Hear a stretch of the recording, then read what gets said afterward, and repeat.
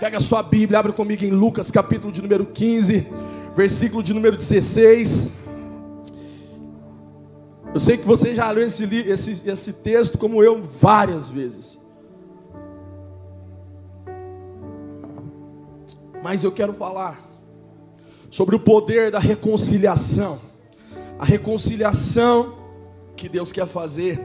Sabe, a palavra reconciliação é ativar de novo, é trazer de volta. É trazer de volta. E eu quero falar sobre isso. Lucas capítulo 15, verso 16. Quem achou, diga achei. Diga amém. A palavra de Deus fala o seguinte. Lucas 15, 16. Vamos ler a partir do verso 11 para ficar mais completo. Jesus continuou. Um homem tinha 2 filhos. O mais novo disse ao pai: Pai, eu quero a minha parte da herança. E assim ele repartiu a sua propriedade entre eles.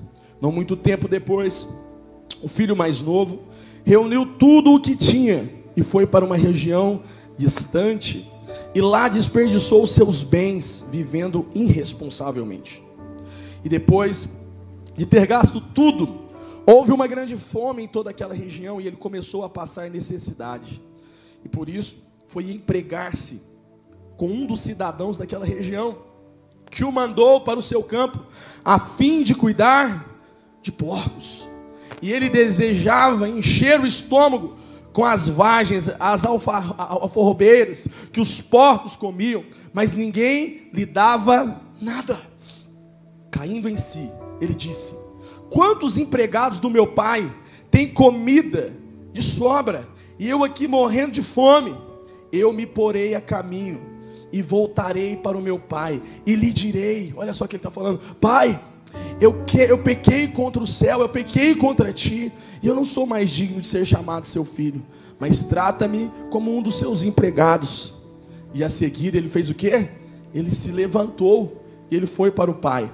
E estando ainda longe, o seu pai o viu, e cheio de compaixão, correu para o seu filho, o abraçou e o beijou.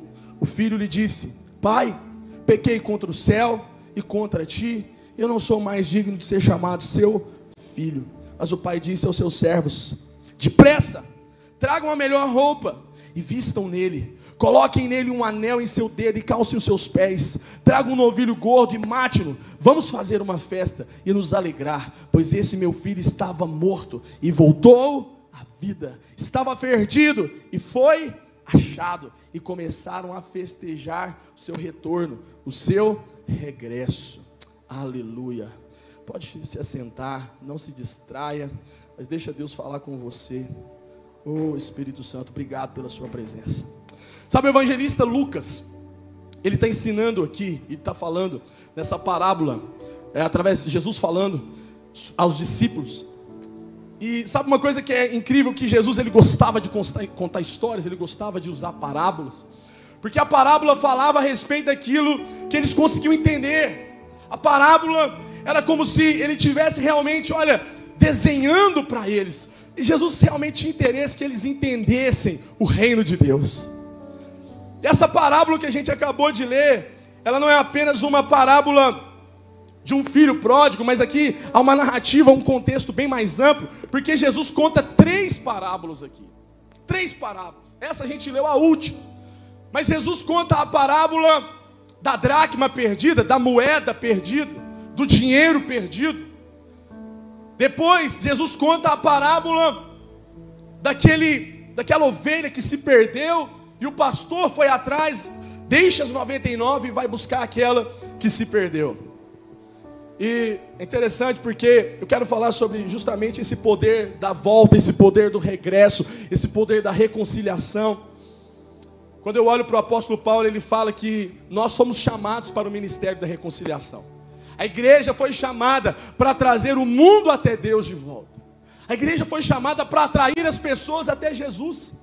A igreja foi chamada para reconciliar o natural com o sobrenatural. Nós fomos chamados para estar perto de Deus, e o nome disso é reconciliação. E por quê? Porque um dia o homem se distanciou. O apóstolo Paulo fala que fomos chamados para a reconciliação. Irmãos, nós não somos destruidores de pontes. Nós somos construidores de aliança. Nós não fomos chamados para destruir, nós fomos chamados para ligar, nós fomos chamados para conectar, nós fomos chamados para trazer de volta, nós fomos chamados para aliançar aquilo que está longe com Deus novamente. Esse é o nosso chamado. Deus nos chamou para isso, Deus nos incumbiu para isso.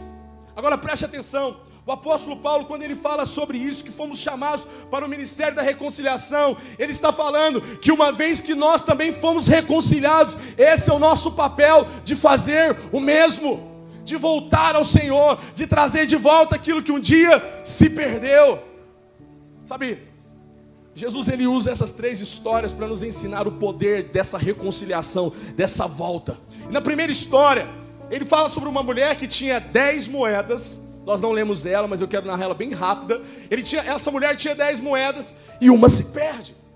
E quando ela se perde, o que ela faz? Ela começa a varrer a casa e ela começa a arrumar a sua casa. E ela encontra a dracma, ela encontra a moeda perdida. Entenda uma coisa, aquilo ali para aquela mulher foi muito importante, mas ela precisou arrumar a sua casa. E essa parábola não fala sobre o valor de uma moeda, mas essa parábola fala muito mais sobre arrumar a nossa casa, para que aquilo que se perdeu possa ser reencontrado, aquilo que um dia se foi possa ser trazido de novo. Talvez nesse ano que você viveu de pandemia, talvez nesse tempo de escassez, alguma coisa se perdeu e Deus está trazendo você para você arrumar a sua casa em dezembro novamente, para você arrumar a sua vida espiritual novamente, porque aquilo que foi perdido vai ser encontrado.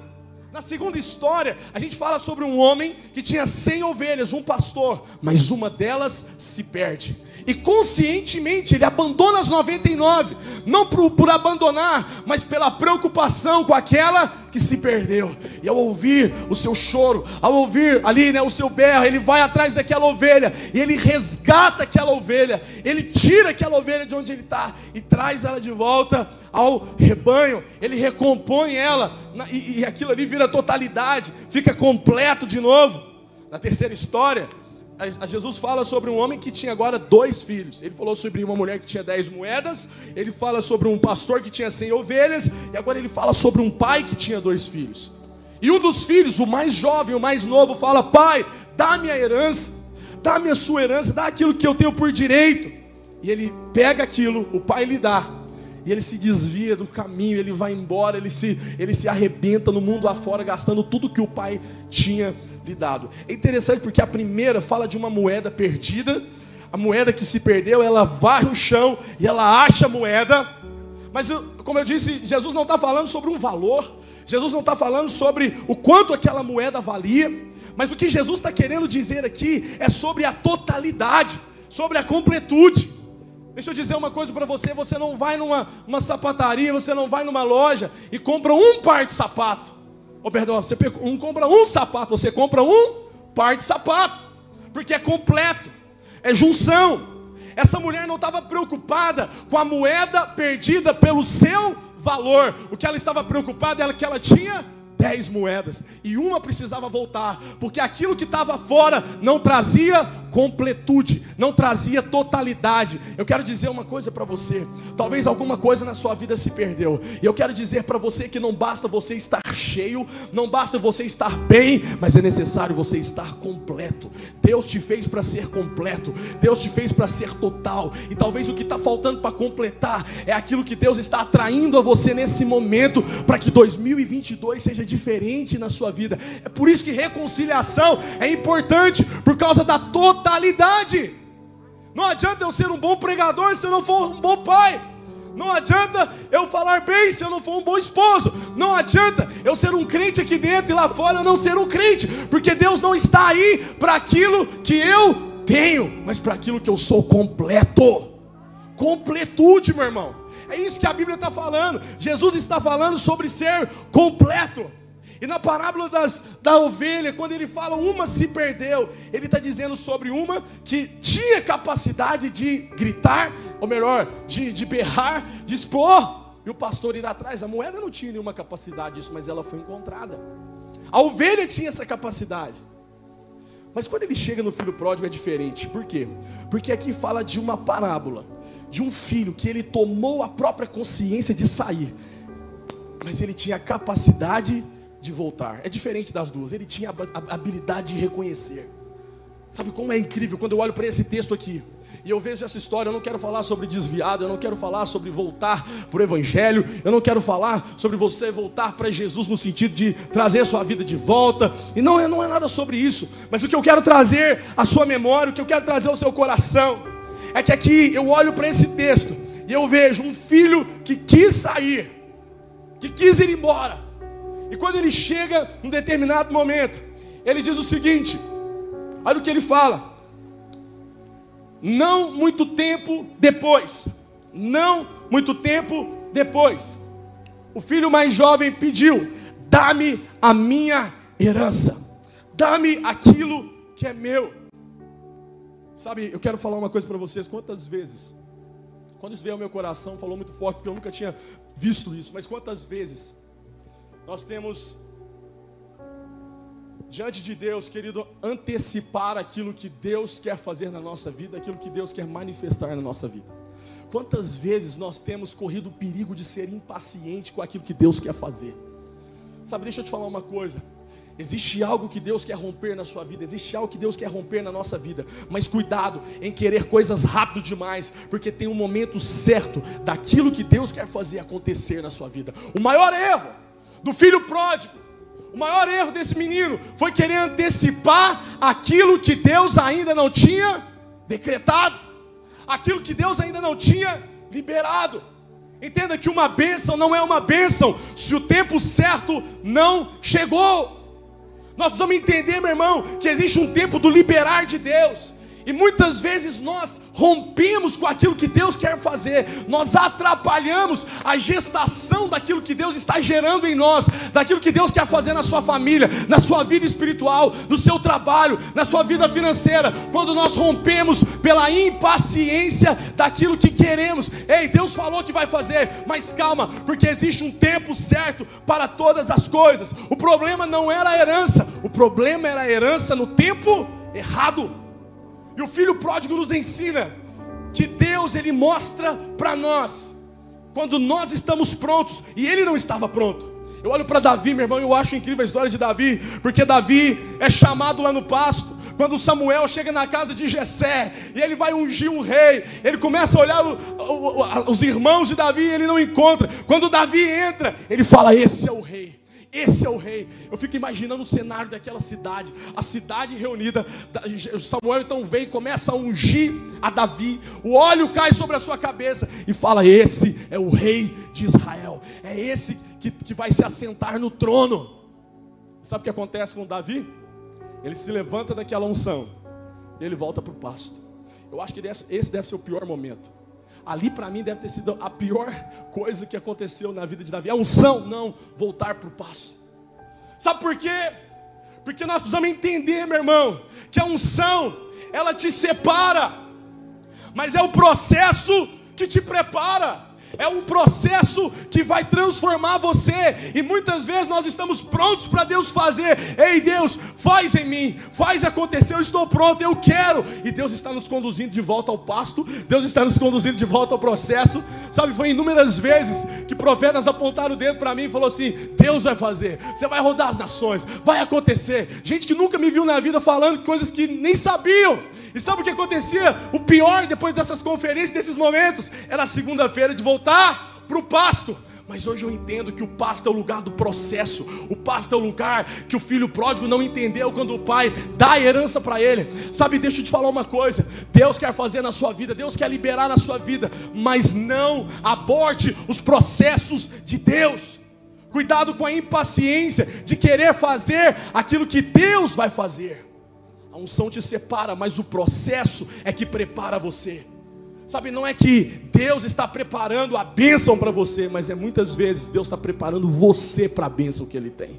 Ele está preparando você para o lugar que Ele vai te colocar. Isaías 41 fala no verso 30: mas aqueles que esperam no Senhor, eles renovarão as suas forças, eles voarão bem mais alto como águias, eles correrão e não ficarão exaustos. Você vai colher no tempo certo. Deus sabe liberar a bênção, espere nele. Sabe, eu sempre pensei que o filho pródigo queria a herança porque ele queria ser rico. Eu sempre pensei, muitas vezes preguei isso. Mas hoje eu compreendo que o filho pródigo, ele não queria ser rico. O filho pródigo já era rico. Ele morava numa casa que não faltava nada, ele tinha tudo, ele tinha comida, Deus o assistia através de um pai abençoado, mas o que ele queria ter era o senso de controle. Estão comigo, gente? Quem está comigo aqui? O filho pródigo não queria ser rico, ele queria ter controle. Ele queria estar no comando. Ele queria ter sobre as suas mãos aquilo que estava na mão do pai. Ei, deixa eu te falar uma coisa, existe uma bênção na segurança de Deus estar no controle. Existe uma bênção na segurança de Deus ter a totalidade da sua vida. Cuidado, porque muitas vezes nós queremos fazer tudo do jeito de Deus, mas com o nosso controle, da nossa forma. Deus, eu quero a sua presença, eu quero o que o Senhor tem, eu quero a glória, eu quero aquilo que o Senhor vai fazer na minha família, eu quero esse próximo nível, eu quero esse próximo trabalho, eu quero esse empreendimento, mas deixa eu fazer do meu jeito. Ele não tinha falta de nada, mas ele queria ter o controle. E Deus falou comigo muito forte, existe uma bênção em ser controlado por Deus.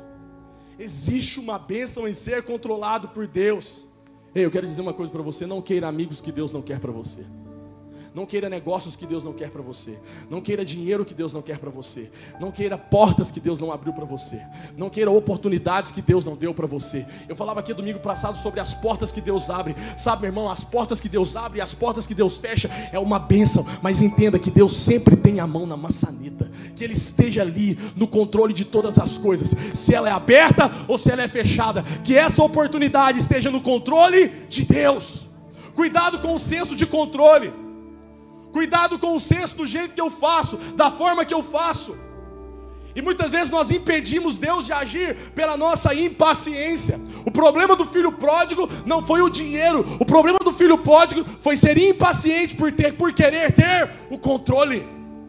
Sabe, Deus vai liberar uma geração que não controla nada. Deus vai liberar uma geração para voar, que não tem nada na sua mão. Eu quero profetizar na sua vida que quanto mais você abrir, mais Deus vai te dar. Quanto mais você liberar, mais você vai crescer. Não é sobre o que você pode fazer, não é sobre o que você tem, mas é sobre aonde Deus vai operar na sua vida, é sobre aonde Ele vai ter o controle da sua vida. Muitas vezes você fala assim, pastor, eu não estou entendendo por que o meu barco está atribulado, eu não sei por que as ondas estão agitadas, mas eu quero te profetizar na sua vida. Deus só está tomando o leme de volta. Deus só está tomando a rede de volta. Deus só está pegando o controle de volta. Deus só está te pegando o volante de volta e dizendo, ei, deixa eu conduzir, porque eu vou te liberar mais rápido, eu vou te liberar mais alto. Quando Deus toma o controle, Ele não quer segurar você, Ele quer liberar você. Mas quando nós retemos aquilo que tem que estar na mão de Deus, nós travamos o processo com a nossa impaciência.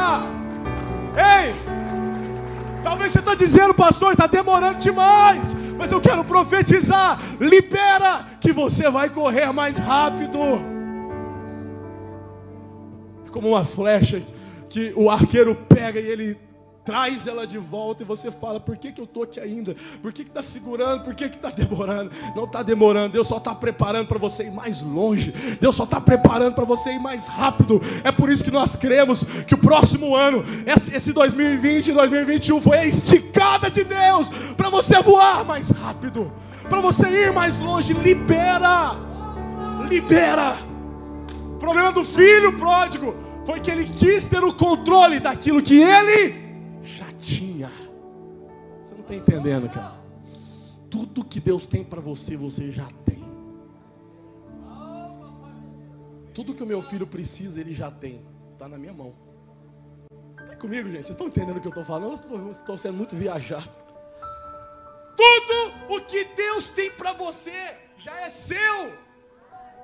Já é seu. Você só precisa andar no compasso de Deus. Você só precisa andar na métrica de Deus. A Bíblia fala que não muito tempo depois, verso 13, o filho mais novo reuniu tudo que ele tinha, pegou tudo. O que ele fez? Ele foi para uma terra longe, distante, e lá desperdiçou tudo. Está vendo como é que o senso de controle dele estava bem aguçado? Está vendo como que ele queria tudo? Por que ele não mudou para a casa mais perto? Ele foi para longe. Quero dizer uma coisa para você. Não perca o propósito daquilo que Deus tem para você. A herança era para o filho. A herança é o propósito. A herança realmente era para estar na mão dele. Mas ele queria estar longe. E quando eu estou longe, pelo meu senso de controle, de fazer o que eu quero, eu perco o propósito. E esse é o teste real do caráter. É como você gerencia o poder, as oportunidades que Deus te coloca, aonde Deus te planta. Nada mais honroso do que pegar um irmão como esse e falar: esse irmão estava aqui. Sabe por quê? Porque nós precisamos honrar aqueles que vieram atrás de nós. Nós precisamos entender que o propósito é o mesmo, o passo é o mesmo, e eu preciso caminhar na pegada daqueles que um dia estavam conosco, antes de nós, fazendo antes de nós, antes de nós sermos. Esse é o teste do caráter, meu irmão. Gerenciar o poder, gerenciar as oportunidades que Deus coloca. É como você cuida do poder, do topo que é onde Deus permite você chegar, que determina quem você é. Sabe, quanto mais você cresce, quanto mais você entra num outro nível aonde Deus está te levando, os testes também vão aumentando. E será que Deus pode confiar na sua vida um favor? Será que Deus pode colocar o favor que Ele tem na sua mão? Será que Ele pode te ungir, te usar, e você continuar sóbrio? Esse é o problema, meu irmão, daqueles que muitas vezes não são liberados por Deus. Porque o que aquele menino fez foi ir para longe, para ter o controle, e imediatamente ele perdeu o propósito. Porque quando Deus não está no controle daquilo que Ele quer nos liberar, nós perdemos a essência, o propósito. Talvez você está liderando o célula, mas você já perdeu o propósito. Talvez você canta aqui em cima, mas você já perdeu o propósito. Talvez você se assenta nesse banco e vem tomar uma ceia, mas isso só é um cálice de suco, já perdeu o propósito. Talvez você entra para dentro do seu quarto e você vai orar, mas aquilo é só uma obrigação religiosa, já perdeu o propósito. Talvez você vai edificar um ministério, você vai fazer uma recepção, você vai ir numa mídia, não sei o que você faz, ou talvez você venha apenas na igreja, mas já perdeu o propósito, é apenas um religioso, e Deus quer reconciliar o propósito de novo. Quando? Quando o controle volta para a mão certa. Quanto mais você cresce naquilo que Deus te dá, mais você é testado naquilo que você carrega.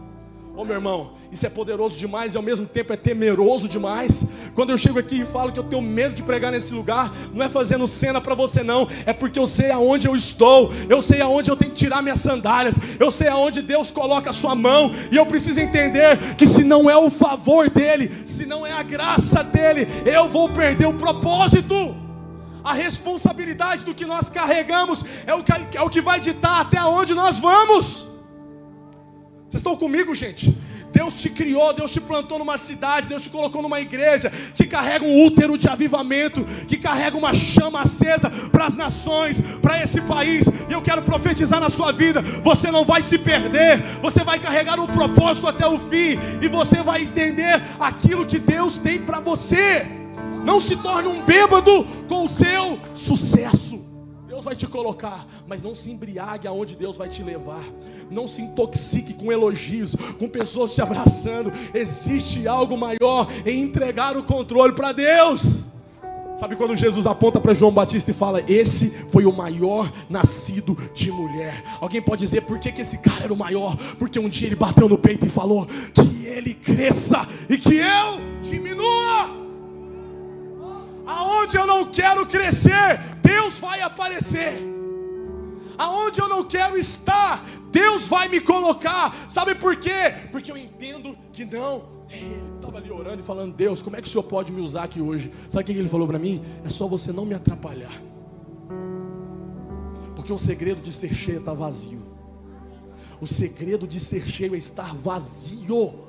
Você precisa entender isso na sua cabeça, que o que Deus tem para você está liberado. Mas quando é que você vai se esvaziar do seu orgulho, da sua forma de fazer, da sua forma que você pensa, da sua teologia correta, dessa ambição de ser, em vez de ser alguém que cresce, se tornar um crítico de pregação, um crítico de pastor? Até onde você vai com essa teologia, sabe, de querer exaltar aqueles que estão lá longe e não reconhecer um obreiro que te serve a ceia? Que ele cresça e que eu diminua, que ele apareça e que eu suma, Meu irmão, Deus vai te usar quando você não quiser aparecer. Deus vai te revelar quando você não quiser ser revelado. Quando a internet não fazer sentido para você, quando a conta bancária não fazer sentido para você, quando o carro que você anda não fazer sentido para você, porque Deus coloca quem não retém. Deus coloca na mão de quem não retém. Enquanto você operar no seu propósito, enquanto você operar na sua essência, enquanto você andar, se mover, pregar, fluir no propósito que Deus te chamou, Ele vai te honrar, Ele vai cuidar de você. Você será protegido enquanto você estiver na sombra do seu propósito. Você vai romper enquanto você estiver na sombra do seu propósito. Mas no dia que você sair do propósito, você vai se perder.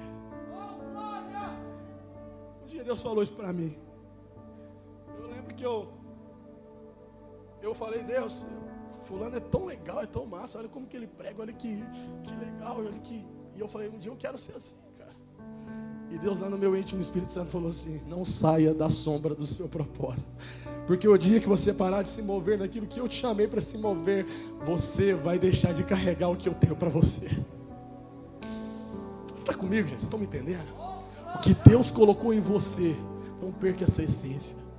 Não perca essa essência. Não perca a essência de onde Deus te chamou, aonde Deus te gerou. Se Ele te chamou para ser profeta, seja profeta. Se Ele te chamou para ser mestre, seja mestre. Se Ele te chamou para cuidar, cuide como ninguém. Mas não perca a sua essência. Se mova no propósito, ande no propósito, pregue no propósito, age no propósito, abra negócios no seu propósito, faça contratos no seu propósito, case no seu propósito, mas nunca saia de lá. Porque o dia que você se perder do propósito, você se perde de onde Deus te plantou e aonde Ele te gerou para ser. Todas as coisas cooperam para o bem daqueles que amam o Senhor e foram chamados segundo o seu propósito. Deus tem te protegido enquanto você estiver no seu propósito. Sabe quando falarem mal de você, tudo vai voltar ao seu favor. Sabe por quê? Porque você está na sombra do propósito. Quando te caluniarem, vai dar tudo certo. Você está na sombra do seu propósito. Quando te passarem para trás, fica tranquilo, Deus vai restituir 10 vezes mais, porque você está na sombra do seu propósito. Mas cuidado para não sair desse lugar seguro, aonde Deus te chamou para carregar a essência do que Ele tem para você. O problema daquele menino é que ele saiu para longe e perdeu o propósito de filho que ele era, herdeiro que ele era. Ele quis deixar de ser herdeiro para ser dono. Deus não te chamou para ser dono, Deus te chamou para ser herdeiro. Esse é o propósito. E sabe, quando eu olho para esse menino, no versículo 14 e 15, a Bíblia fala que depois de ter gastado tudo, houve uma grande fome em toda aquela região, e ele começou a passar necessidade. E a Bíblia fala que por isso ele foi empregar-se a um cidadão lá daquela região, que o mandou para um campo para cuidar de porcos. Fala comigo assim: porcos. Sabe, uma coisa que eu aprendi com Deus nessa passagem é que você é as suas conexões. Você é as suas conexões. Pastor, o que tem a ver? Esse menino saiu da sua casa, perdeu o seu propósito e imediatamente ele se conectou com gente longe, com gente que não tinha nada a ver com o propósito dele, e ele se perdeu totalmente. Você é as suas conexões. Se conectou com um cara de uma terra longe, e o que aquele cara fez? Vai cuidar dos porcos. Você quer saber quem você é? Me mostra com quem que você está. Você quer saber quem você é? Me mostra os seus relacionamentos. Quem é que você ouve? Aonde você se alimenta? Quem é que fala na sua vida? Quem é que aponta o dedo na sua cara e fala: você está errado? Conserta, arrepende, porque você é aquilo que você se conecta. Imediatamente ele deixou de ser herdeiro para ser cuidador de porcos. E a Bíblia fala que num determinado momento ele quis comer o que o porco comia. Ele era um filho de um pai que queria dar destino, mas agora ele se encontra entre os porcos. E aquilo era a pior tragédia para um menino judeu. O judeu abominava porco. Era o animal mais sujo para o judeu, amaldiçoado. Cuidado, cuidado, porque aonde você se sente confortável fala muito sobre quem você é. Ah, meu irmão, aonde você se sente confortável fala muito sobre quem você é. A mesa que você se assenta fala muito sobre quem você é. As sociedades que você tem fala muito sobre quem você é. Os relacionamentos que você entra fala muito sobre quem você é. A pessoa com quem você vai se casar fala muito sobre quem você é. A forma como você se conecta dentro da igreja fala muito sobre quem você é.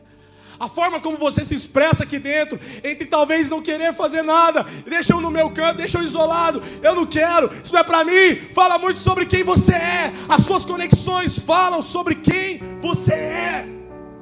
Aquele menino deixou de sentar na mesa do pai para ficar no meio dos porcos. Sabe por quê? Porque num determinado momento, quando ele perde o propósito, ele entra num outro ecossistema, e agora ele se torna fruto da onde ele está. Ei, deixa eu falar uma coisa para você. Deus te chamou para estar no Santo dos Santos. Deus te chamou para estar no meio da glória dele. Deus te chamou para estar no meio de pessoas que estão correndo mais rápido, estão queimando mais que você, para que você seja fruto de onde você está, para que você seja gerado onde você está. E quando nós perdemos o controle, quando nós perdemos o senso do propósito, a gente automaticamente se torna a conexão que a gente tem. Aquele menino de um herdeiro se tornou um ambicioso por lavagem de porco. Talvez você está assim, você já foi muito melhor do que você está hoje, meu irmão. E hoje você está tendo a ambição por migalhas que um dia caíam da sua mesa. Deus está falando, eu já fiz mais na sua vida. Eu já fiz mais na sua vida. Eu amo aquele texto de Levítico, eu já falei sobre isso aqui, capítulo 6, se eu não me engano.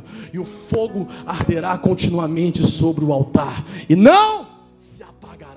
Mas a grande revelação desse texto que eu já compartilhei com vocês é quando a Bíblia fala no versículo seguinte, que o sacerdote era responsável por tirar a cinza velha.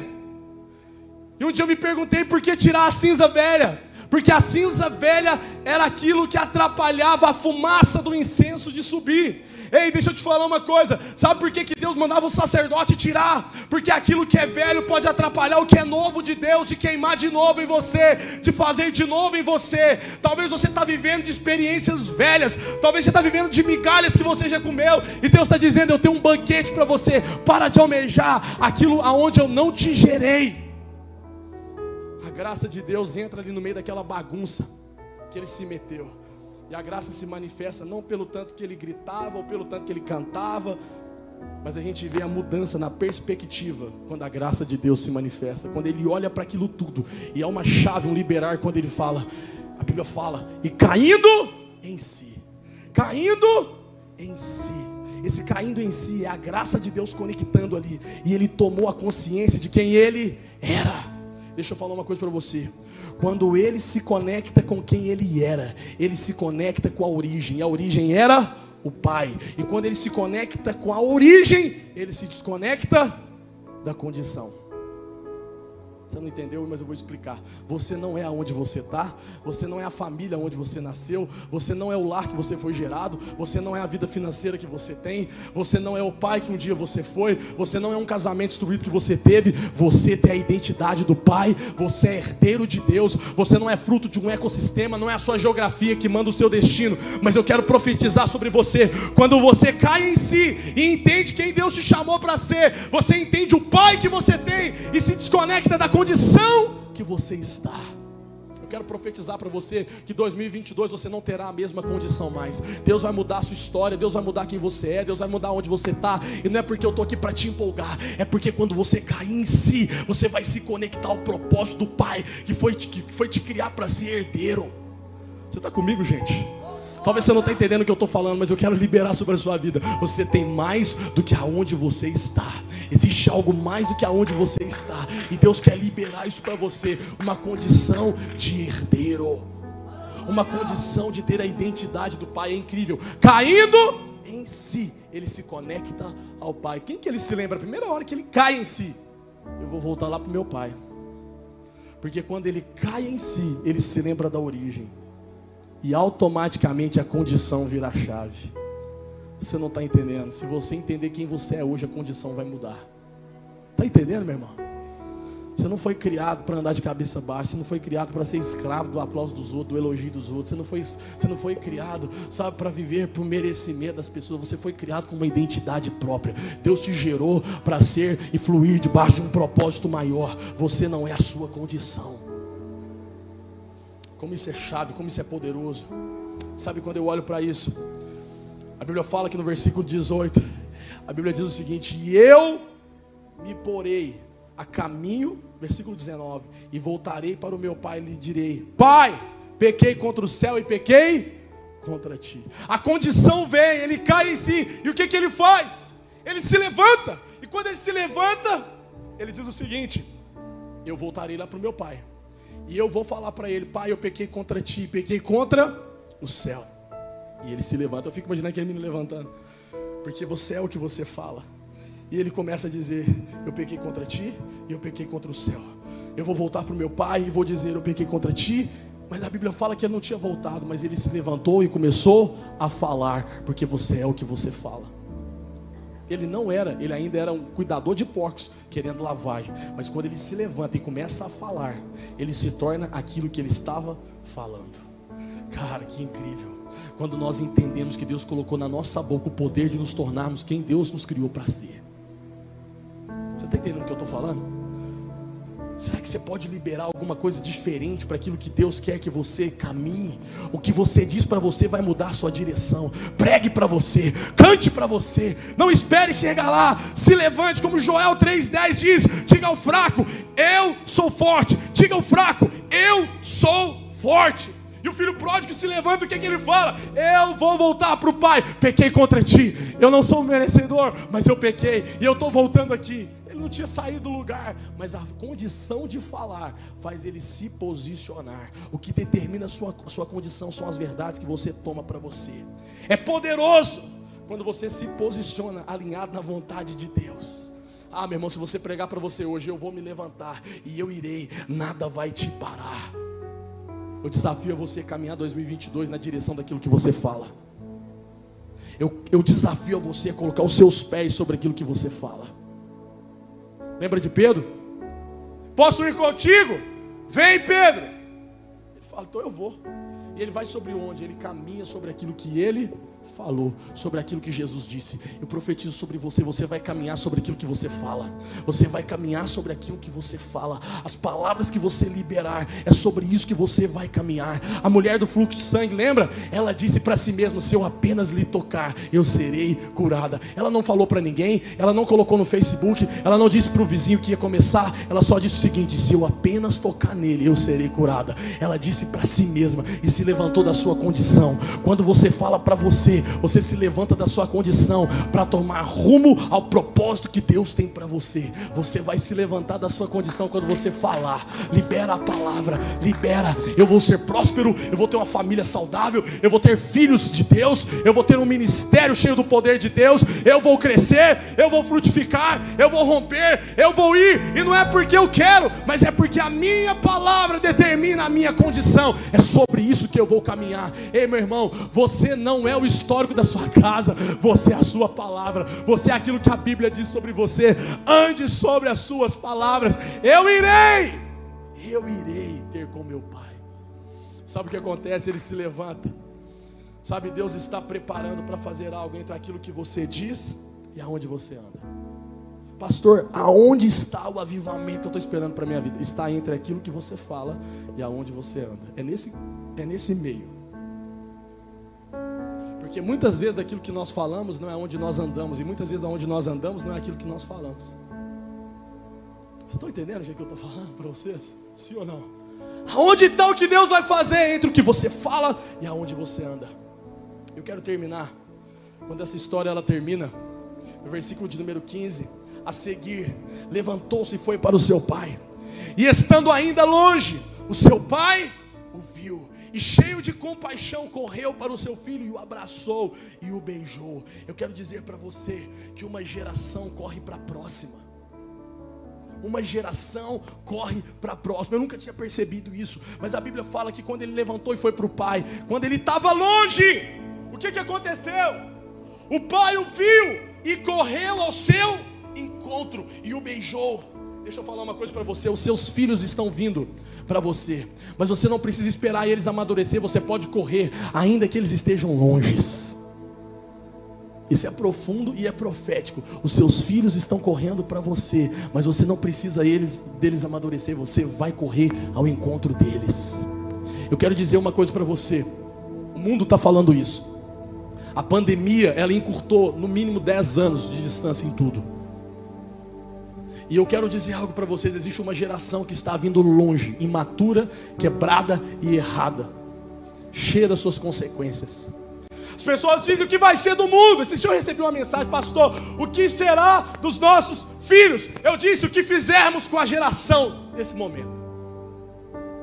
Uma geração corre para outra. Deixa eu dizer uma coisa para você: quando o pai vê o filho longe, ele não espera o discurso do filho, ele corre para o filho, porque a geração mais velha precisa correr para a geração que está vindo e dizer: não importa a sua doença, não importa a sua debilidade, não importa o seu vício, não importa as suas incertezas, não importa a ideologia que estão tentando enfiar a goela abaixo nesse mundo, eu corro para você, eu te amo, eu te abraço, eu tenho festa para você, eu tenho um anel para você, eu tenho um lugar para você. Quando uma geração corre para outra, nós quebramos um processo que o diabo quer que nós entramos nele, de culpa, de miséria, de escassez, de condenação. Quero profetizar sobre você. Sabe quando é que os seus filhos espirituais, seus filhos genéticos, sabe quando é aquilo que Deus vai fazer na próxima geração vai acontecer? Quando nós corrermos para ela e dizermos: nós te abraçamos no mesmo propósito que nós seguimos, nós te abraçamos e você ainda é a mesma identidade que nós geramos em você. Meu irmão, eu acredito numa geração que está chegando para queimar mais forte do que os nossos antepassados. Eu acredito numa geração que vai arder mais forte.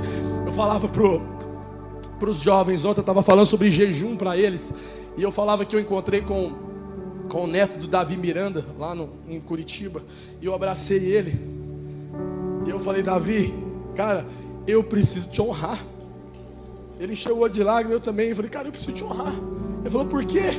A gente se conheceu hoje. Ele falou assim, eu falei para ele: porque a minha avó se converteu com seu avô num rádio. E se eu estou aqui agora, porque um homem estava no rádio 3 horas da manhã de joelho dizendo: Deus, salva essas pessoas que estão me ouvindo, salva essas pessoas que estão me ouvindo. Uma geração precisa correr para outra. Nós precisamos parar com a mania de matar os nossos filhos.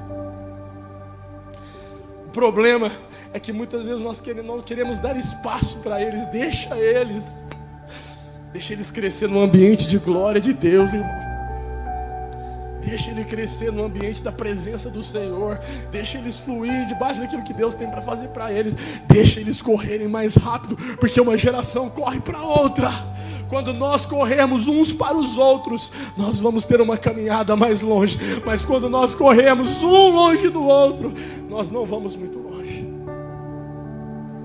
Existe uma geração que está chegando, e você fala: o que vamos fazer com a próxima geração que está vindo? A palavra de Deus é: corre para ela, abrace ela e coloque ela no lugar que ela se perdeu. Coloque ela no lugar que ela se perdeu. Ele não repreende os erros, ele não traz o passado à tona, mas ele fala o seguinte: antes do discurso acabar, se você perceber, o discurso não acaba. Ele preparou o discurso certinho, mas o pai o abraça e quebra o discurso do menino. Tipo, não estou nem aí para o que você está falando. Mata o bezerro, faz uma festa, porque o filho que estava morto está vivo. Não importa a sua condição, nós vamos celebrar a sua identidade. Nós vamos celebrar o que você carrega.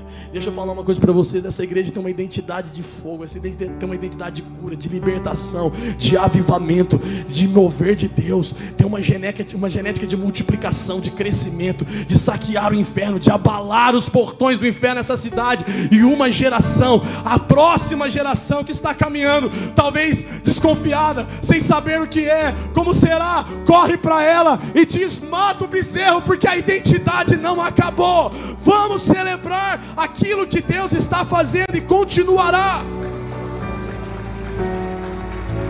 Sabe, a Bíblia fala que o irmão mais velho ficou bravo. É verdade, mas isso é normal. Sempre vai ter gente que não vai querer celebrar aquilo que Deus vai fazer na sua vida. Mas a festa não vai parar.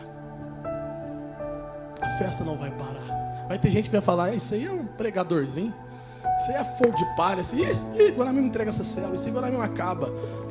Mas o pai não parou a festa. Ele falou: continua a tocar na música, continua com o bezerro, porque uma hora ele vai entender que nós não precisamos condenar uma geração que não entende o que está acontecendo. Nós precisamos amá-la para gerar a identidade nela. Sabe como é que eu vou conseguir gerar identidade nos próximos, no meu filho, nos próximos adolescentes, nos jovens? Sabe como é que você vai conseguir fazer isso dentro da sua casa? Não é dizendo, tu vai para o inferno, vai acabar a sua vida. Mas é abraçando ele e falando, eu tenho algo melhor do que isso aí. Vou te apresentar um banquete, um bezerro, vou te dar um anel, vou te dar uma sandália nova. Eu vou cuidar de você. Eu vou gerar em você a identidade que você nasceu para ser herdeiro. Eu termino dizendo, a moeda vai ser achada, a ovelha vai ser encontrada e o filho vai ser recebido quando a geração correr para outra.